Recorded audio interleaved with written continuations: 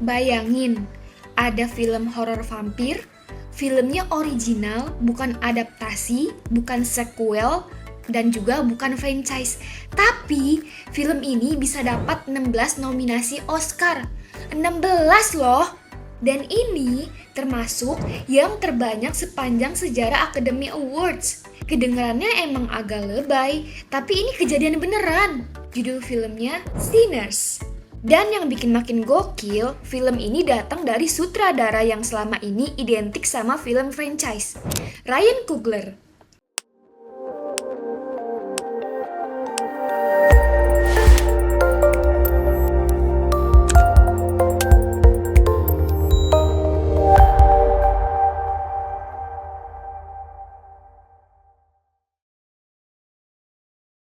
Halo semuanya, balik lagi di Cine ID. Di video kali ini kita bakal ngebahas Sinners, film horor yang dirilis di tahun 2025 yang bukan cuma soal darah sama teror, tapi juga soal rasisme, identitas, dan luka sejarah yang belum kelar sampai sekarang. Ini adalah film original pertama Ryan Coogler setelah Fruitvale Station, Creed, dan Black Panther.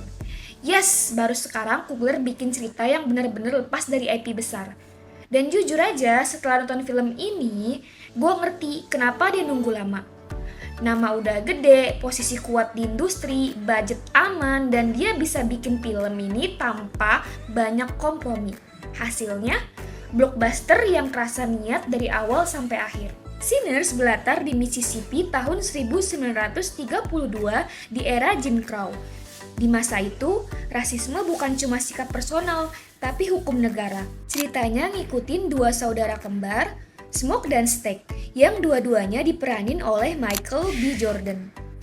Mereka mantan gangster, dulu kerja buat AI Capone dan sekarang pulang kampung buat buka juke joint, tempat hiburan buat komunitas kulit hitam biar mereka semua bisa santai, dengar musik dan ngerasa aman.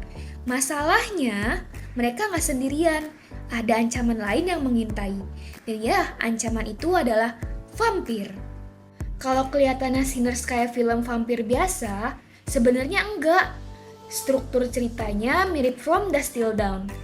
Part pertama itu crime drama yang slow banget, fokus ke karakter dan dunia ceritanya.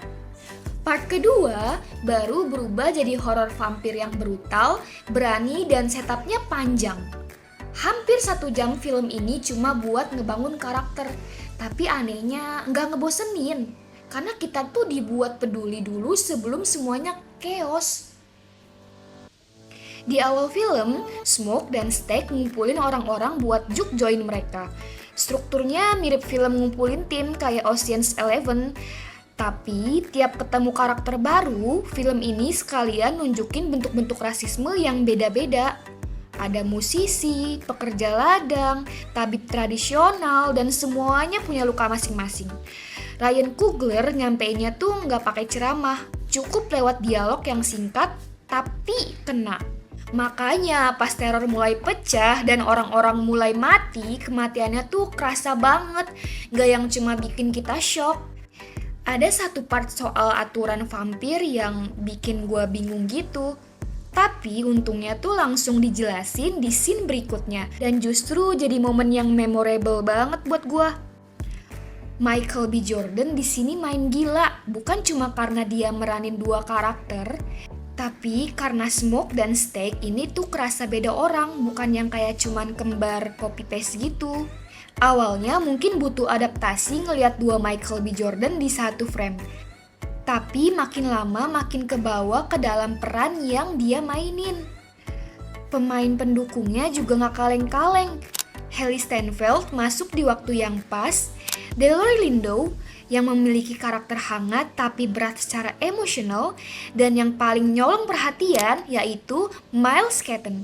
Ini merupakan film pertama debutnya, tapi dia langsung jadi the heart of story in this film.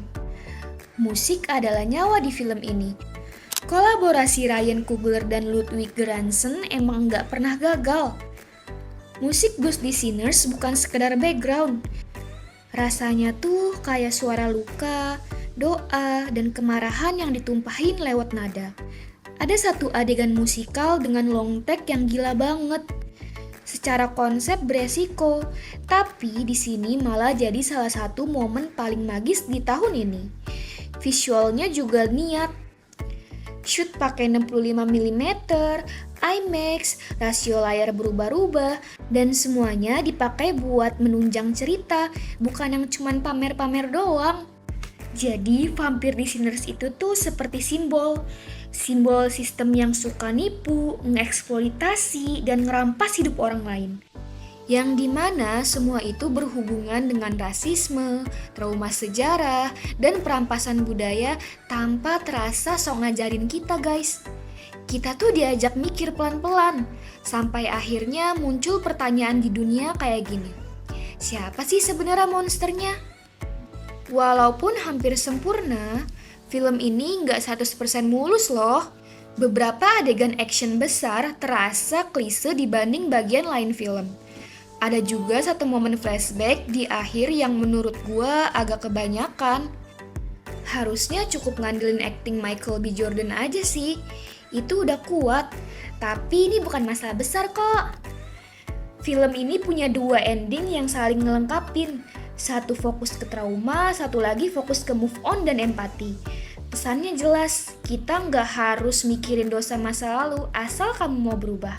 Sinners itu blockbuster langka, berani, emosional, politis, tapi tetap seru. Nggak heran film ini bisa dapat 16 nominasi Oscar. Rating dari Cine ID untuk film ini yaitu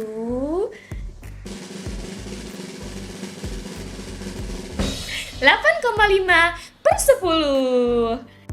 Dan ini film yang wajib ditonton di layar gede, idealnya di IMAX. Kalau kalian udah nonton Sinners, gimana menurut kalian? Kalau belum, tertarik nggak? Gua pamit dan sampai ketemu di video Cine ID berikutnya.